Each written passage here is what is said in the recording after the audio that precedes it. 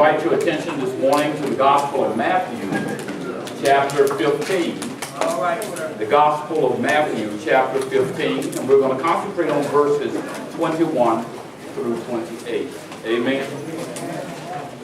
The Gospel of Matthew, chapter 15. And when you have that, we would like to invite you to stand with us for the reading of the Word. Amen. The Gospel of Matthew, chapter 15. And we will begin reading at verse 21.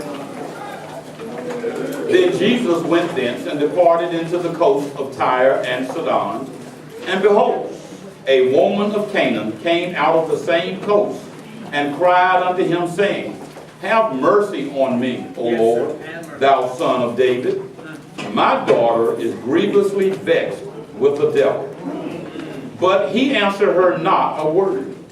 And his disciples came and besought him, saying, Send her away, for she crieth after us. But he answered and said, I am not sent, but unto the lost sheep of the house of Israel. All right. Then came she and worshipped him, saying, Lord, help me. Mercy. But he answered and said, It is not meet to take the children's bread and to cast it to dogs. And she said, Truth, Lord, yet the dogs eat of the crumbs, which fall from their master's table. Then Jesus answered and said unto her, O woman, great is thy faith. Yes. Be it unto thee, even as thou wilt. And her daughter was made whole from that very hour. These are the words of God. I tell you, when you read this, it seems like Jesus kind of talking stuff. Like, oh my goodness. He's just not even responding. And so this morning I want to speak on this subject called Faith That Won't Quit. Amen. Faith that won't quit. So what's going on here? Well, earlier in this chapter, Jesus is in Nazareth, which is his hometown. And now upon leaving Nazareth, he is traveling north of Galilee, the region of Galilee, to the districts of Tyre and Sidon, which today would be in southern Lebanon. So he's headed that way along the coast. And as we look at this account, we need to consider the following so that we can fully embrace what just took place that we read.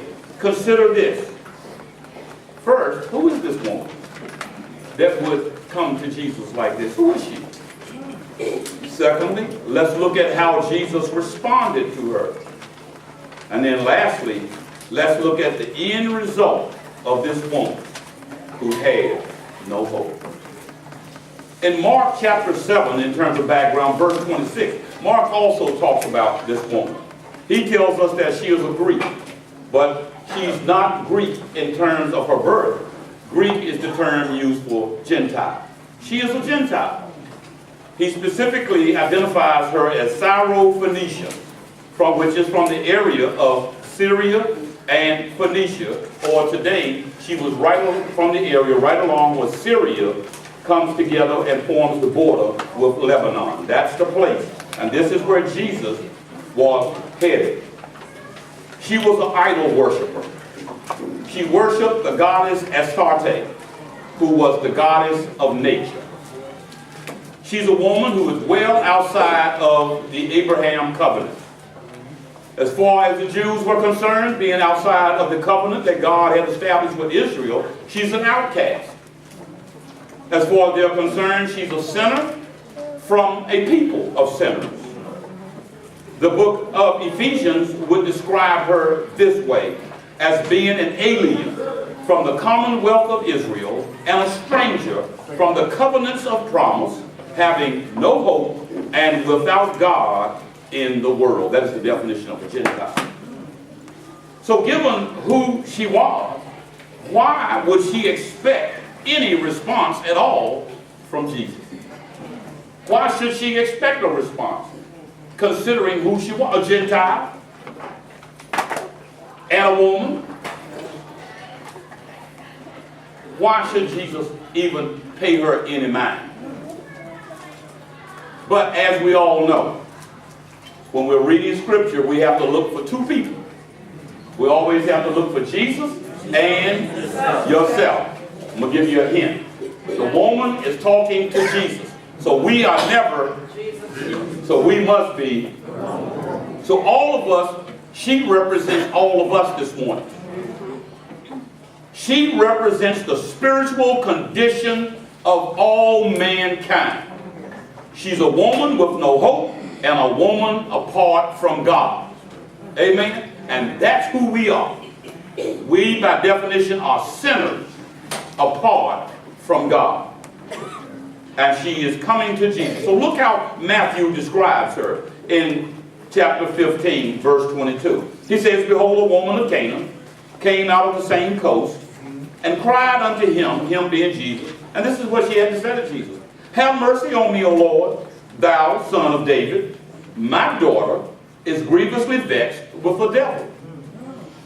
Now, we need to understand what is really happening and how this woman is actually approaching Jesus. This is not a casual conversation. Hey, Jesus, you know, my daughter's really sick and I appreciate anything you can do. You know? No. This is a mother. Let me see your hand if you're a mother. And when your child is sick, you are what? Desperate. Desperate for what? For help. You don't just go to the doctor, hey doctor, you have a child and feeling good and okay, yeah. Oh, you can't see them until 2 weeks from now? Oh, that's okay.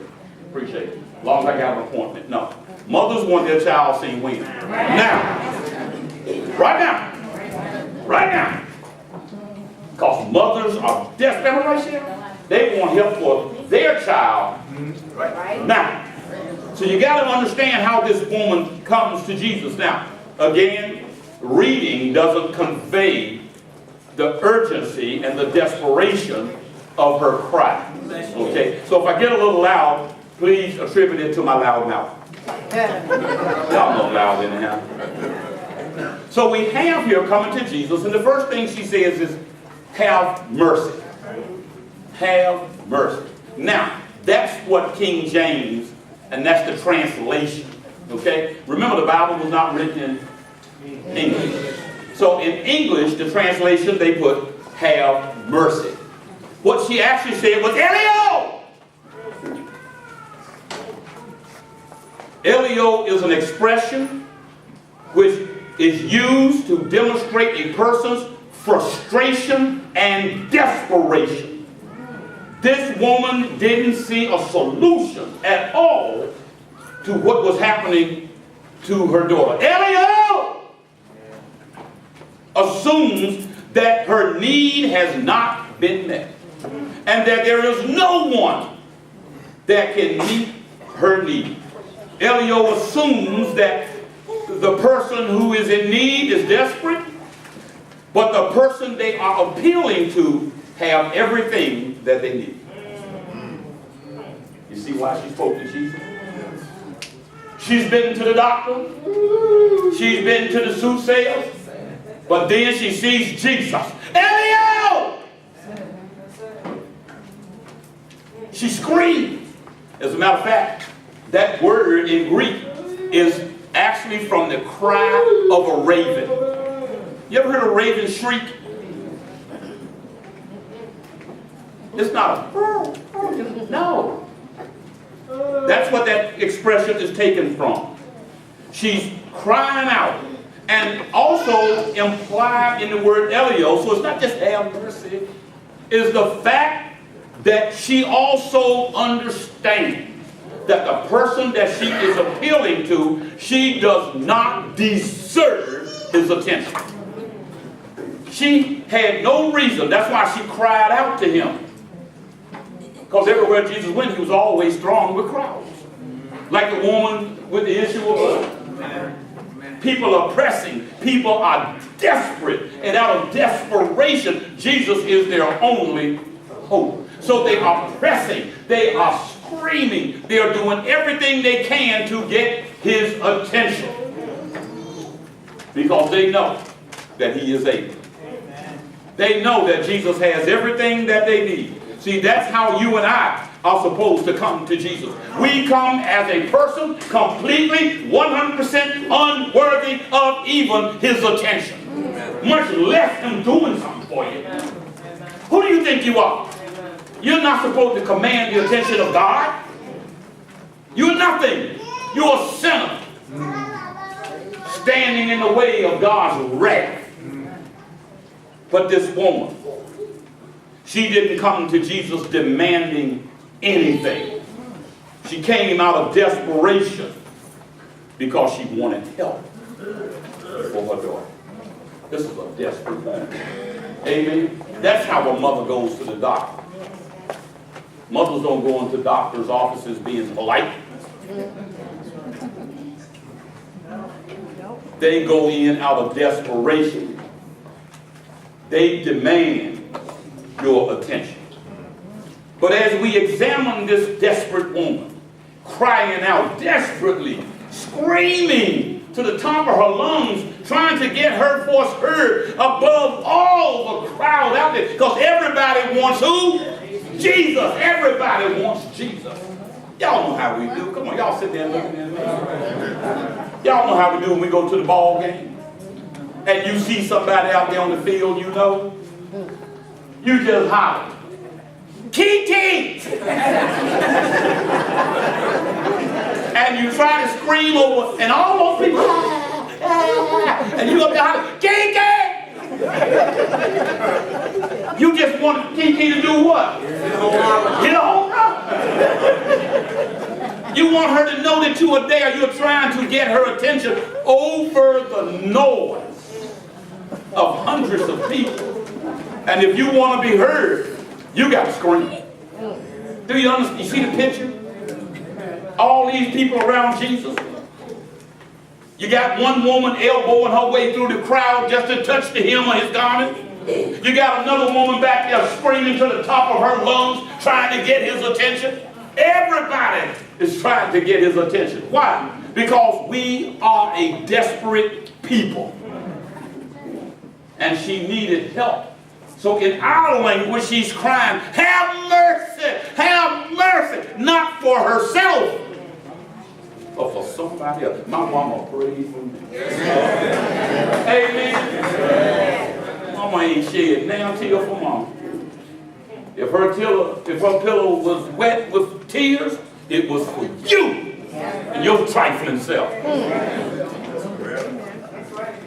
Mothers prayed out of desperation for their children, especially when they don't see you, because they don't know what you're doing. And you know what you're doing ain't right. Amen. Amen. Amen. Half of the time they don't know where you are, and the other half they don't want to know where you are. Because anything that you're doing ain't right. So this woman who have been worshiping idol gods now is seeking, listen to me now, the unmerited, the undeserved, the unearned favor and attention, the grace of God himself. And she knows that she is desperate. But she has three barriers to overcome. Oh, you think just because she's out there screaming, she's okay, we just back there screaming. Oh, let me go back out there. Let me go back there. Or the woman with the issue. You do know when the woman touched Jesus with the issue of blood, you know he was already on a mission to go to somebody else's house to heal their child. A child who was sick unto death. And the man came to Jesus and said, Mr. Jesus, please, you got to come to my house. My daughter is going to die if you don't come and do something about it. That's the confidence he had in Jesus. And Jesus consented to go with the man. And as Jesus is walking, what happens? A woman comes up and touches him. And he stops where he's going to engage her. So how do you think the man felt? This man hot. Because he needed Jesus to get there quick, fast, and in a hurry. So after Jesus finishes what we call the healing of the woman with the issue of blood, he then goes to the man's house. But they run out and tell him what? She's dead. She's dead. Jesus said, and your point is, he just goes in and said, come on, we got to get it. And she got up and left. Amen. You got to understand, everything happens in God's time. God raised that girl at the appointed time. He healed the woman with the issue of blood at the appointed time, and he's appealing to this woman at the appointed time. Everything that he does has already been spoken. You can't hurry God. You got to understand who you're dealing with here. You're not dealing with some man. You're dealing with the Creator. So this woman has three major barriers. Let me just talk about them quickly. What was her first barrier? Anybody? What was it? Think about it. Think about the biblical days in the ancient times. What was her first barrier that she had to her request for Jesus? She's a woman. She's a woman. In the days of Jesus Christ, a woman was property. He had no reason to even, please. She was a woman. That was the first thing she had to overcome. A woman, and then you're going to engage a strange man in public? Hello. It doesn't work like that. Huh? It doesn't work too much different like that today. Depending on where you are. Amen. You go in certain cultures. Hey, I was over, not being completely versed in some of the customs, and not trying to disrespect anyone's custom, but trying to obey the custom. I was recently over at the mosque on Holy Road, and there was a woman in there. And so we were talking, okay? Clyde, Ellis, everybody. And so she introduces herself. I'm Ronald. And so, as is our custom, we think I did. I reached to shake her hand, and she... You can't shake a woman's hand in the mosque. You can't do that. Of course, I apologized quickly. And of course, they, being who they are, of course, that really took no offense, because I am not Muslim. So how would I know? But again, so depending on the culture, a man interacting with a woman, all depends on, you ain't in America, told her. You got to be sensitive. You have to be sensitive to the customs of others. Okay? You may not like it. It may not represent your values, but you have to respect and honor their customs. And so, as you remember, Jesus had the well with the woman, the Samaritan woman, and she looked at him and said, "I know you don't go and lost your mind. You, first of all, you talking to me? You are talking to me, a Samaritan, in public, and gonna make a request to me to dip you some water? You must not be from around these parts." That was essentially what she told him. You must not be from around these parts. We don't do that here. As a man, Jesus violated their custom of talking to that woman in public. And I guess she was afraid herself, looking around, thinking somebody might want to chop her head off for having allowed it. You got to understand. So the fact that she was a woman was a huge problem for this woman. A woman screaming in public for the attention of a strange man that she doesn't even know. You can imagine how people looked at her. That woman crazy. The next problem she had was she was a Gentile. Jesus was a Jew. As was the custom, what interaction did you have between a Jew and a Gentile? None. So again, there was no reason for Jesus to entertain this Gentile woman. I mean, that was a double negative. So you see how God works? God works through all of our prejudices. See, we're talking about prejudice. Because God, being not a respecter of person, does what God does. God steps into it. But we being men, we would have brushed her off and would have kept going. Jesus lets her know. So you got to catch his words. He says, "Look, I came to the lost sheep of the house of Israel." In other words, it's not time for us to make the word known to a Gentile yet. You have no reason to engage me.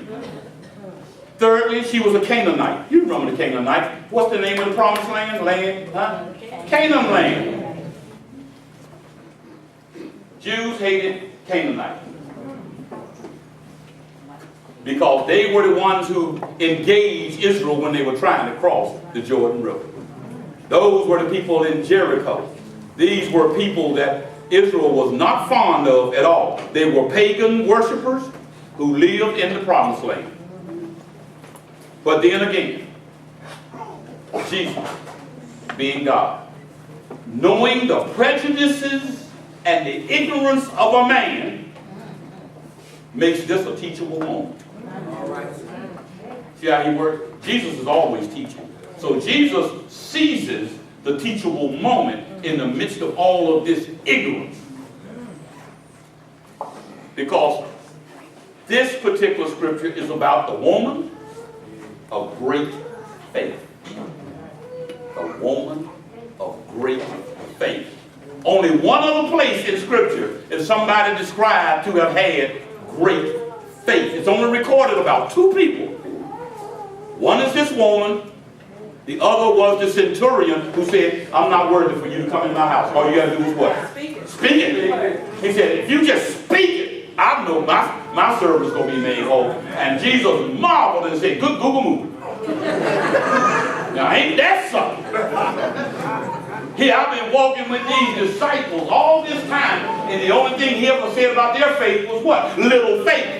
And here were two people, two Gentiles, who should not have known anything about Jesus, but had all the confidence in the world that Jesus could meet their need. Amen. And this, can you imagine? Because in that day, to be healed by a prophet, there was one thing the prophet had to do, and what was it? What did he have to do? Come on, biblical scholars. What did the prophet have to do? He had to physically come to your house and touch you. He had to lay hands on you. But look at the centurion. He told Jesus, you don't need to come to my house. You just say the word. Ooh, wait. Now you know the Bible said Jesus marveled. Now to make God start, ooh, boy, you don't get it. Now for Jesus stand there and go, what? Say what? Isn't that incredible? So you will tend to find faith in the most odd places.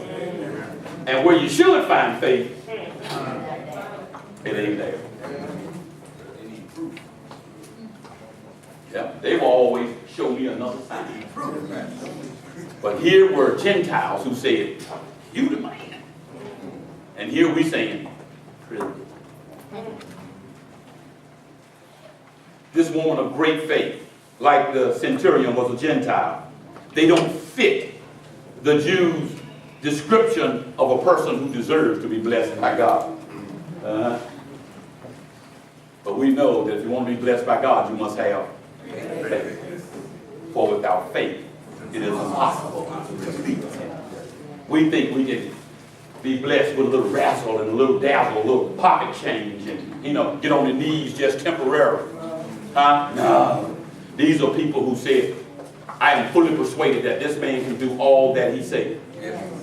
Speak your word, sir. Jesus said, wow. Wow. I don't believe you said that.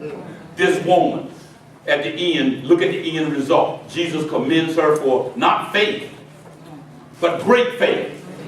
And this is interesting because the church seems to want to thrive on the mustard seed.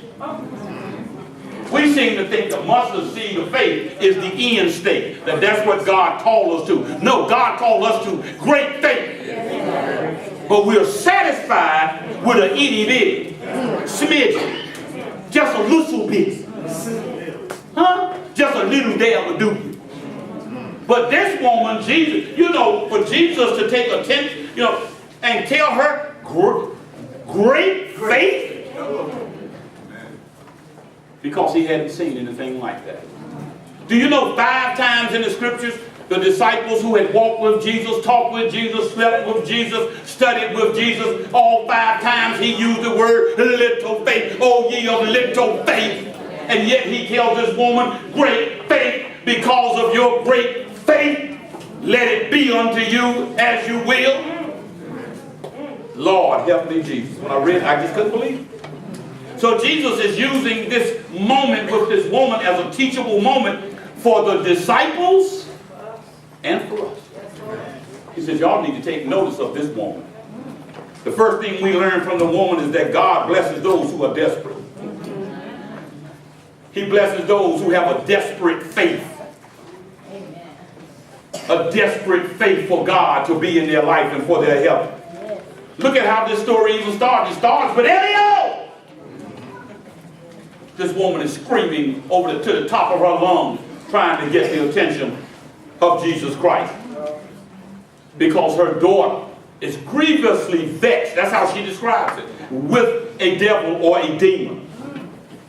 She was afflicted with violently insane behavior. She was like the man who lived among the tombs in Matthew chapter 8. Or she had terrible seizures like the boy who fell into the fire in Matthew chapter 17. Whatever her symptoms were, her mother was desperate for her daughter to be healed, to be free from this terrible mind-controlling demon. Every mother who has a son on drugs, that's your story. That's your story. Your child is being led by a mind-controlling demon. I'm just telling you what's happening to your child. We won't think it's okay. No, it's not okay. Drugs are of the devil. Cocaine and crack of the devil. And the devil uses those drugs to control your child's mind. But look at what happens in her desperation. Out of her desperation, she finds hope. But her hope is not in the cures and remedies of man. She is no longer pursuing the best medical advice, but her hope is in the Messiah. The Son of David. The chosen one. God himself. She's turned to God. But see, we're all like that. We only turn to God when we have run out of tricks. When we have done all that we want to do. Then we go in. It's like the fire break in the event of emergency. So whatever situation you may go on through this morning, whatever, break because you need it. All right. And when you fall to your knees and you cry out to God, Elio! Elio! Don't get down into my Father that we come in the name of Jesus. Grateful, thankful, Lord God, for all that you're about to do, should do, could do, possibly well. In Jesus' holy name, again and again we pray. Amen. No! Have mercy! Tears and snot flying everywhere. That's how you call on the name of the Lord. You have not because you are not reaching out to God. Remember, all of the noise of the world is drowning out our cries for help. Amen. We've got to act like the woman and be desperate. Notice that she had no shame in her game. That woman could care less what anybody out of their prejudice thought about her that day. Her primary concern was help for her daughter. Conrad, she didn't care about...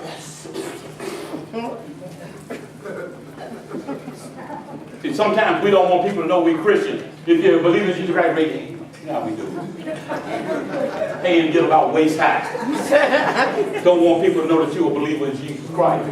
No, this woman didn't care that she was trying to establish a relationship with Jesus Christ. She was different. She lived out her faith. She was desperate. And she needed the help of God. So as she approaches Jesus, she's crying out frantically, screaming for him to have mercy on her, and called him Lord, Son of David. Her cries as desperate as the faith she had that Jesus was the one and only one who could make a difference in that life that day. She didn't care what the disciples approved of. She didn't care that they were sitting there talking, get rid of her. She didn't care 2 cents about church people. She was fixed on her God. Her focus was on Jesus. She didn't worry about the committee report. She didn't worry about what the pastor had to say. That lady just needed Jesus and Jesus alone. So what I'm telling you is you had a mother with no shame. A mother who was desperate for Jesus. And we are that mother. And we're supposed to see ourselves in this. Are you desperate for Jesus? Are you desperate? Are you crying out of your spirit? Elio! Please. Are you crying out in spirit? Help me, Lord. When you need God to move in your life, call him. Don't be mealy-mouthing. The Bible says, come boldly. We don't go before God with no shame in our game. I don't care what you think. Pastor there hollering to the Lord again. I don't care. The Canaanite woman's faith was without shame because she knew that Jesus was her only hope and she didn't care what anybody else thought. The faith that God rewards is a faith that is determined to get a response from the Lord. Knock, knock, knock, knock, knock, knock, open the door, open the door, open the door, open the door. You're trying to get a response from God. Huh? You want God to move in your life. Y'all ain't been desperate. All right now. Y'all, everybody look at me like, desperate people. Let me know.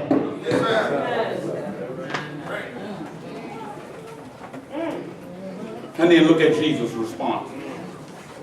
He never said a word. He just stood there as though he ignored her. Isn't that incredible? And then he says to her, I was sent only to help God's lost sheep, the people of Israel. And her response to that was, Lord, help me. Did you hear what I just said? Did you see that? She paid it no mind. She continued to cry out of her faith, Lord, help me. Help me.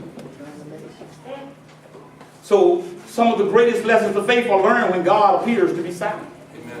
We tend to learn our greatest lessons when God never says a mumbling word. I know we want God to yakety, yakety, yakety, yakety, yak, but sometimes God just stays there. Oh. Because sometimes Jesus is saying, not yet. Not now. Oh, I hear it, but not yet. So he remains silent. Nothing but divine silence. Yet, notice this lady did not abandon her cry because Jesus didn't speak. She knew her daughter was possessed with this demon, and Jesus met her with silence. But just understand, his silence was not without purpose. Even in his silence, God is teaching. Even in his silence, God is working it out. He isn't ignoring you. Wait, I say, on the Lord. Wait on the Lord. He's going to work it out. Y'all know how we do sometimes. People ask you something, you say, give me a minute, let me think about it. Give me a chance to think about it. I tell you, God is working it out. So don't think he's ignoring you. Don't think for a moment that God does not care about you and your desperation. He cares so much for you that he died for you. And he ain't about to let this situation overwhelm you. I don't care what it is. God cares for us. But when you turn it over to Jesus, you got to let him work it out in his own way. So sometimes when he's working it out, he says,